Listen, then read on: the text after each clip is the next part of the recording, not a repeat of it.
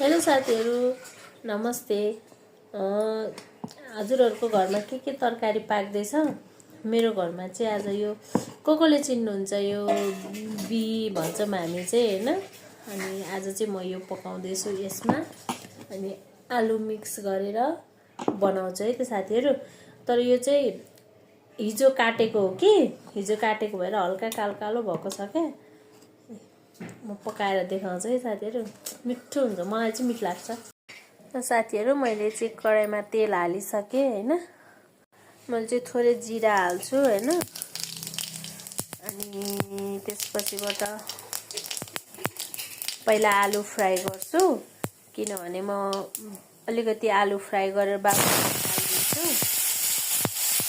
अनि त्यसपछिबाट अनि बल्ल बिह हाल्छु।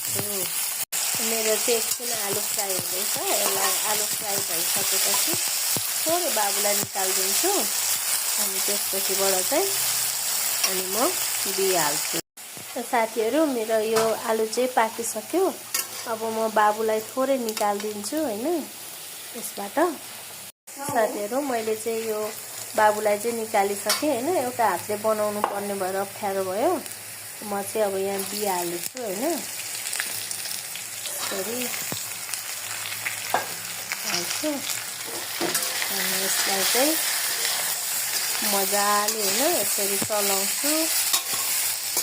मैले चाहिँ यसरी फ्राई गरेर खान्छु साथीहरू। अब हजुरहरूले चाहिँ कसरी बनाउनुहुन्छ हैन, आफ्नो आफ्नो स्टाइलले बनाएर खानु होला। म पनि यो पाकेपछि देखाउँछु है। अब एकछिन यसलाई चलाउने।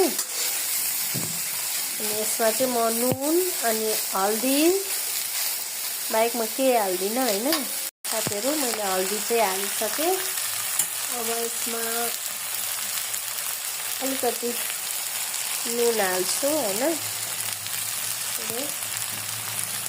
नुन हाल्छु अनि अहिले मजाले फ्राई भइसकेपछि थोरै टमाटर अनि थोरै खुर्सानी हालेर चाहिँ मजाले फ्राई हुन दिने यसलाई हैन।